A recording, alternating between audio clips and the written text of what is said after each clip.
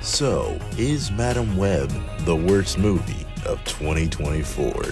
Yes, I can't sugarcoat this. This really is the worst movie of 2024. Like, I don't even know what to say. It's just like, Sony is so weird with making these Spider-Man movies without Spider-Man. It's honestly hilarious. Because the thing is, I'm not laughing with the movie, I'm laughing at it. I think this is like the best case scenario of what not to do. I feel like this should be studied in film class for what not to do. The editing is horrible, the ADR is horrible, the story is awful, and the weird thing is, I feel like there was somewhat, and I say somewhat with the most minute sense of somewhat of a good story in this.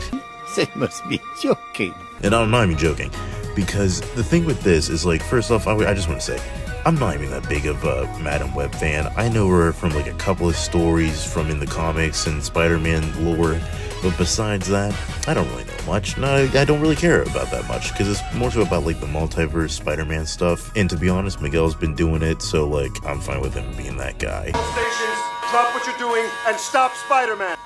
Wait, me? Miles, the Black One!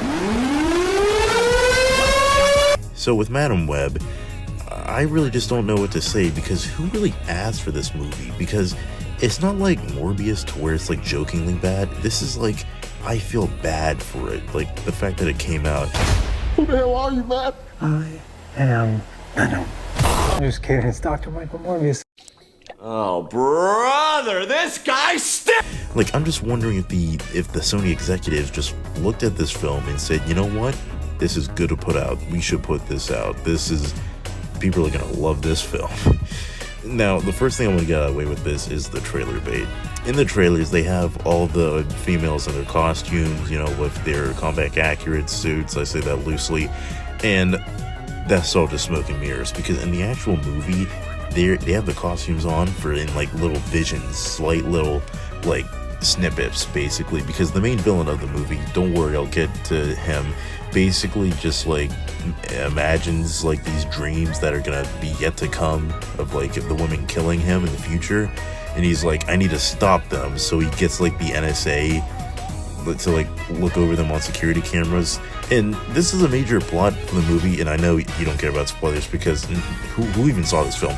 I did, unfortunately. But in the movies, so basically in the movie, he has this like NSA tracker that could track like anybody, you know, because like for some reason, I guess. And with that tracker, the women, like, they steal a car, right? And they have it throughout like most of the movie, more or less. And my thing is like, if you have this tracker that can track people, why can't you track the car that's following them? You know what I mean? Like, it doesn't make sense. Now, with the villain, Ezekiel Sims, I regret what I've said about any villain in the past, because I think he is honestly the worst villain of all time. I'm not even joking. I don't know if it's just because of cut scenes. I don't know if it's not the actor. Trust me, like, what he's given is not good. I don't. This is for all the actors. I don't blame any of the actors for this. It's the script that really did it. Because it's funny, they brought back the same writers from Morbius. Like, how crazy is that? I don't even know what to say, but I'm getting off topic. With the villain, so like he, you know, has these visions of the three women killing him, and it's like, okay, yeah, sure. And then the female henchman goes like, you're gonna go after, you're gonna kill these female teenagers, and he's like, yeah. And it's like, oh my god. And he's not even like that, like threatening or anything. He's just like this, like kind of like emo guy or whatever. It's not even like that funny, honestly. It's just like, he's a horrible villain, and I don't have any connection to him because I barely even know him from the comics or anything. I don't even think he's even in like any TV shows at all. So it's like, I don't even care about him, honestly. But that's the villain out of the way. That is by far the worst villain of all time. I think Milo is even more funny than him. At least he had like one funny scene. At least he has that. Sex appeal. For the main core cast is like, I feel like this is where I feel like the movie could have been something with the connection between all the female characters in this movie, with Cassandra Webb and all the other three characters. I literally forgot their names. That's how bad it is. I just saw this movie yesterday and I forgot their names. Basically, it's like they all have like these like sad, tragic backstories, and like they're all together and they need to work together. And my thing is like, we don't spend time with them that much, because the movie is either focusing on Cassandra Webb's whole my mother was in the Amazon researching spiders, or we have Ezekiel Sims like giving like exposition on the visions or bullshit like that, honestly. Because I feel like if they focused on the main connection between the women in the movie, that really would have worked. But they don't really meet up until like halfway really through the movie, and honestly it's like very like lazily put together how they meet each other. Like they all meet on the subway. Like, what a coincidence that they all meet on the subway. Maybe it was connected by a web of bullshit. I don't know, but like honestly it's so stupid. And Cassandra Webb, like Dakota Johnson, I feel bad for her because she's not working with anything. It is not her fault at all. I don't blame her, but this is so bad. I honestly feel bad for her in this. And it's like with Madam Web, with her like future powers, she doesn't even like earn them properly in the movie. She just goes to Peru where her mother was researching spiders and just gets them automatically, and in the final battle she just like kind of just like then all of a sudden knows how to use them. It's not even like done in a cool way, it's just like stupid. And with the whole final battle in general, if you want to call it a final battle, they just like use fireworks just to like defeat them. And I just want to say this movie was bought and paid for by Pepsi, because by God, the final battle takes place in the Pepsi factory. They have Pepsi bottles the whole time. It's just so stupid. And this is another thing with the movie, is why did it need to take place in 2003? I don't really understand that. I hear that maybe it was due to the fact that Sony wanted to tie this into like Andrew Garfield's, Tom Holland's, or Tobey Maguire's Spider-Man, but I don't really know.